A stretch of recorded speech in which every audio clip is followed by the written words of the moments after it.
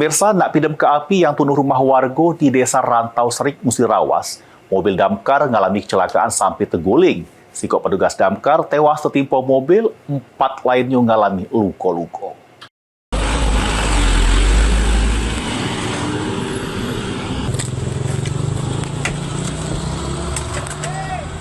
Naasnya yang dialami Zarnobi, 52 tahun. Petugas damkar Musirawas ini meninggal dunia sesudah ketimpa mobil damkar pas nak ke lokasi kemutungan di Desa Rantau Serik, Kecamatan Tiang Pumpung, Kepungut, Musirawas.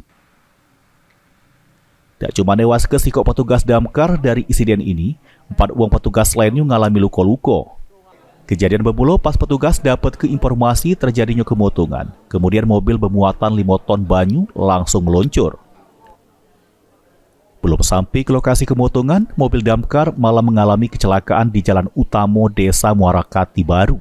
Diduga penyebab terjadinya insiden ini karena sang sopir tak kuasai medan, lantaran kondisi jalan yang terjal sama menikung sehingga mobil terguling.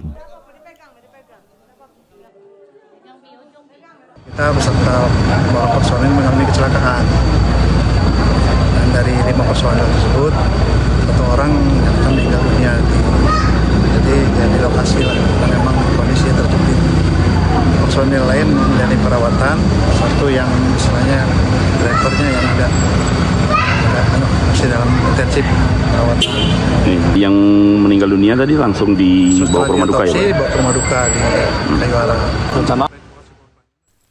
Keempat korban yang luka-luka masih menjalani perawatan intensif di Rumah Sakit Dr. Sobirin Musirawas. Sementara korban yang meninggal dunia sudah dimakamkan oleh pihak keluarga. Mulyadi, PAL TV.